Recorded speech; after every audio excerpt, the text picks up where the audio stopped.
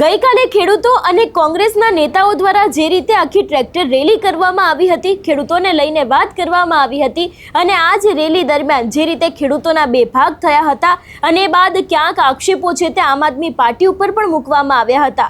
પણ અત્યારે હાલ ક્યાંક આમ આદમી પાર્ટીના જે વિસાવદરના નેતા છે હરીશ સાવલિયા, તેમના દ્વારા આ સમગ્ર મામલે એક મોટો ખુલાસો કરવામાં આવ્યો છે અને એવું પણ કહેવામાં આવ્યું છે કે કોંગ્રેસે ખેડૂતોના ખભે બંદૂક મૂકીને ક્યાંક પોતાની રાજનીતિ કરી છે। આખો આ મામલો શું છે તેની વાત વિગતે કરીએ। નમસ્કાર, હું હંસિની અને તમે જોઈ રહ્યા છો નિર્ભય ન્યૂઝ। ગઈકાલે પાલ આંબલિયાનો એક વિડીયો સામે આવ્યો કે જેમાં પાલ આંબલિયા ક્યાંક રડી રહ્યા છે, ખેડૂતોને લઈને વાત કરી રહ્યા છે અને એવું પણ કહેવામાં આવ્યું હતું કે આ મુદ્દો મારા એકલાનો નથી।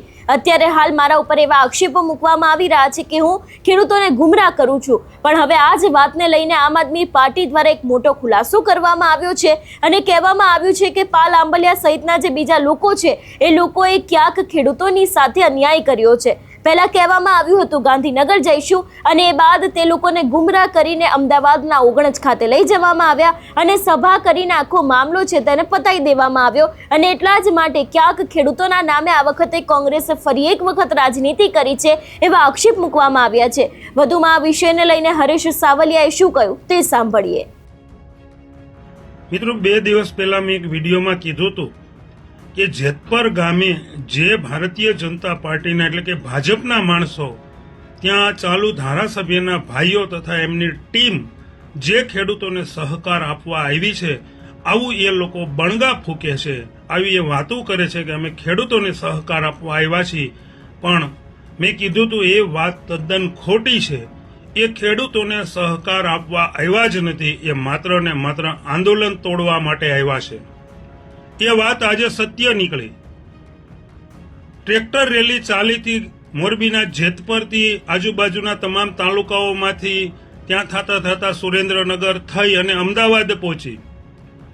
અમદાવાદ પહોંચતાની સાથે જ કોંગ્રેસ અને પાલભાઈ આંબલિયાએ એનો રંગ બતાવ્યો અને આ ખેડૂતોને ગાંધીનગર નહીં પણ અમદાવાદ ખાતે એક કોંગ્રેસની સભામાં લઈ જવામાં આવ્યા।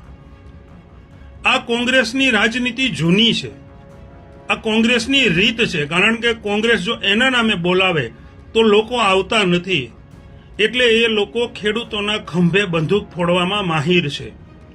આ ખેડૂતોના ખંભે એણે બંદૂક ફોડી નાખી અને કોંગ્રેસે અમદાવાદ જઈ અને ગાંધીનગર જવાની પરમિશન નથી આવા બહાના કાઢી અને ભાજપ સાથે મળી અને પોલીસને આગળ ધરી દીધી અને રસ્તા બંધ કરાવી અને પોલીસે આ પાલભાઈ આંબલિયા તેમજ તેની ટોળકીએ આ તમામ ખેડૂતોને કોંગ્રેસની સભા તરફ લઈ જવામાં આવ્યા। આજુબાજુમાં ખેડૂતોએ જોયું તો મોટા મોટા બેનરો કોંગ્રેસના લાગેલા હતા, ઝંડીઓ લાગેલી હતી। આ બધું ખેડૂતોએ જોયું અને ખેડૂતો વિફર્યા। આ બધું તો જ્યારે પાલભાઈ આંબલિયા અને લાલભાઈ દેસાઈએ વિડીયો મૂક્યો ને ત્યારે જ ખબર હતી કે આમ આદમી પાર્ટી, ભાજપ કે અન્ય કોઈ પાર્ટીઓએ આવવાનું નથી। આ આંદોલન માત્ર ને માત્ર કોંગ્રેસ પક્ષનું છે, કોંગ્રેસ પક્ષે આની આગેવાની લીધી છે, કોંગ્રેસે આના સ્ટેજ તૈયાર કર્યા છે અને હવે બીજી પાર્ટીઓ આવી અને પોતાના રોટલા શેકી જાય એ અમને મંજૂર નથી।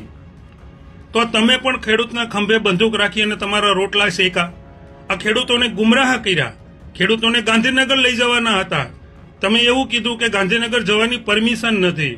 અરે પાલભાઈ, આ જગતનો તાત છે, આ જગતનો બાપ છે, આને કોઈની પરમિશન લેવાની ન હોય। આખી દુનિયાને ગમે એવડો અધિકારી હોય, ગમે એવડો નેતા હોય તો આ જગતના બાપની પરમિશન લેવાની હોય। જગતનો બાપ કોઈની પરમિશન ન લે। આ જગતના બાપે ઊભું કરેલું જગત છે એટલે એને પરમિશનની જરૂર ન હોય, પણ માત્ર ને માત્ર તમારે તમારી વાત રાખવા માટે, તમારા કોંગ્રેસ પક્ષને આગળ રાખવા માટે તમે આ બધા રોટલા શેકી રહ્યા છો। ત્યાં મોટા મોટા સ્ટેજ બનાવીને પણકા ફૂંકવાની શું જરૂર હતી? આપણો મુદ્દો હતો ગાંધીનગર જવાનો, તો ગાંધીનગર વિધાનસભા ખાતે જ જવાનું હતું, મુખ્યમંત્રીને જ મળવાનું હતું, કૃષિ મંત્રીને મળવાનું હતું, ત્યાં જઈને સભા કરવી હતી તમારે। વિધાનસભા પણ કોઈના બાપની નથી, વિધાનસભા ખેડૂતોની છે। ખેડૂતોનું વિધાનસભાની અંદર ખૂબ મોટો પટ છે, મોટો પટાંગણ છે, તો વિધાનસભામાં જઈને સભા કરવી હતી કે આપણે આ વિધાનસભામાં આવી ગયા અને આપણો પ્રશ્ન હવે રજૂ કરવાનો છે, મુખ્યમંત્રી આ સભામાં આવશે અને આપણો પ્રશ્ન સાંભળશે, આવી વાતો કરવાની હતી। એને બદલે તમે સ્ટેજ બનાવ્યું, તમે મોટી સભાનું આયોજન કર્યું, તમે ત્યાં જઈ અને તમારા ઝંડીઓ લગાવી દીધી, કોંગ્રેસ પક્ષના મોટા મોટા બેનરો લગાવી દીધા. આ બેનરોમાં વીજળીના થાંભલા વિશે એક પણ વાત લખવામાં નથી આવી. આ બેનરમાં ખેડૂતો વિશે એક પણ વાત લખવામાં નથી આવી. થાંભલો કે તારની વાત પણ લખવામાં નથી આવી. માત્ર ને માત્ર કોંગ્રેસ પક્ષનું બેનર અને કોંગ્રેસની જ વાતો લખવામાં આવી. અમારો મોરબી જિલ્લાનો અમારો પંકજ રાણસરિયા ખેડૂત આગેવાન લડી રહ્યો છે, ત્યાં તમારી સાથે જ હતો. એક પણ બેનર નથી, એક પણ ઝંડી નથી. પંકજભાઈ તમારી હારે ખંભો મિલાવી અને એ પણ પોતાની તાકાતથી જેટલા ટ્રેક્ટરો થતા તેટલા લઈને તમારી સાથે આવ્યા અને તમે અમદાવાદમાં જઈ અને ભાજપ સાથે મળી અને પીઠમાં, ખેડૂતોની પીઠમાં ખંજર ભોંક્યું. પાછા તો તમે સ્ટેજ ઉપરથી રડવા લાગો છો કે મારી ઉપર ભરોસો નહીં, મેં આ કર્યું, હું કોના માટે કરું છું, મારું ખેતર નથી. અરે પાલભાઈ, આ ગુજરાત આખું બધાયનું ખેતર છે. આ રાજકારણ છે. રાજકારણમાં આખું ગુજરાત ખેતર હોય. તમે આવું ભોળા ખેડૂતોને આ સમજાવી શકશો પણ બીજાને નહીં સમજાવી શકો. તમે તમારું ખેતર ખેડવા જ નીકળ્યા છો. તમે ખેડૂતોના ખંભે બંદૂક રાખી અને ખેતર ખેડવા નીકળાતા. આવું જ તમે વિસાવદરમાં પણ કરી ગયા હતા. ખેડૂતોના નામે માર્કેટિંગ યાર્ડની અંદર માંડાવડ તમે એક સભા લીધી. હરેક ખેડૂતોને અહીંયા સ્થાનિકો દ્વારા ફોન કરવામાં આવ્યો હતો કે કોઈ પણ પક્ષ નહીં, પાર્ટી નહીં, માત્ર ને માત્ર ખેડૂતો માટે આ કાર્યક્રમ છે, તો તમારે આવવાનું છે. અને ખેડૂતો આવ્યા પણ ત્યાં જઈને જોયું તો કોંગ્રેસની ઝંડીઓ હતી, કોંગ્રેસના બેનર હતા, કોંગ્રેસનું સ્ટેજ હતું. હું પણ આવ્યો હતો, મેં પણ જોયું.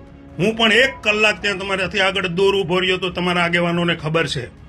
તમારી સભામાં કોઈ ખેડૂત બેઠા નહીં, માત્ર ને માત્ર તમે 15 મિનિટ ફાંકા મારી અને જતા રહ્યા. ક્યારે પણ જનતા કેટલી છે, ખેડૂતો કેટલા છે એ તરફ તમે કેમેરો જવા ન દીધો, કારણ કે સામે કોઈ હતું જ નહીં. કોંગ્રેસમાં કોઈને રસ નથી પાલભાઈ. કોંગ્રેસ શું કરે છે એ વર્ષોથી લોકો જોતા આવે છે ને. આજ તો નરી આંખે આખી દુનિયાએ જોયું કે કોંગ્રેસ ભાજપના ખોળે બેસી ગઈ છે. બાકી જવાનું હતું ગાંધીનગર અને તમે અમદાવાદ સભા કરીને બેઠા. અમદાવાદમાં ખેડૂતોને ગુમરાહ કર્યા, ત્યાં સભા ગોઠવી. આ તો અગાઉનું તમારું આયોજન જ હોય. બાકી આટલી કાંઈ 5-10 મિનિટમાં આવડું મોટું સ્ટેજ અને બેનરો લાગી ન જાય પાલભાઈ, અમને બધી ખબર પડે છે. એટલે ખેડૂતના ખંભે બંદૂક ફોડવાનું રહેવા દો. આ મગરમચ્છના આંસુડા તમે જે પાડો છો સ્ટેજ ઉપરથી, આ આંસુડા પાડવાનું રહેવા દો. દુનિયા જાણે છે, જગત જાણે જ છે. પણ આજે તમે જે આ જગતના તાતને, આ ખેડૂતોને આજે તમે જે ગુમરાહ કર્યા છે, આ તો ક્યારેય તમને માફ કરવામાં નહીં આવે. સારા આગેવાનની સારામાં ગણતરી થતી હતી, પણ હવે તમારી એમાંથીને પણ ગણતરી ગઈ પાલભાઈ. આ ગણતરી તમારી પૂરી થઈ ગઈ, કારણ કે તમે ખેડૂતોને ગુમરાહ કર્યા. ખેડૂતોને તમે કોંગ્રેસની સભામાં લઈ ગયા. હું સમજો છો તમે એવું સમજો છો ખેડૂતને કઈ ખબર નથી પડતી?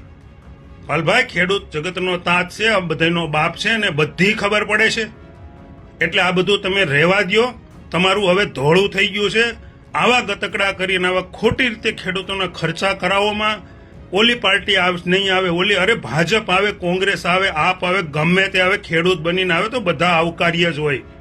ખેડૂતો માટે જે લડાઈ લડવા આવે, અરે હું તો કહું છું મુખ્યમંત્રી પોતે આવે ને તો પણ આવકાર્ય હોય. આવો બાપ, ખેડૂતોની લડાઈ છે, ખેડૂતોને ન્યાય આપવા માટે કોઈ પણ આવી શકે.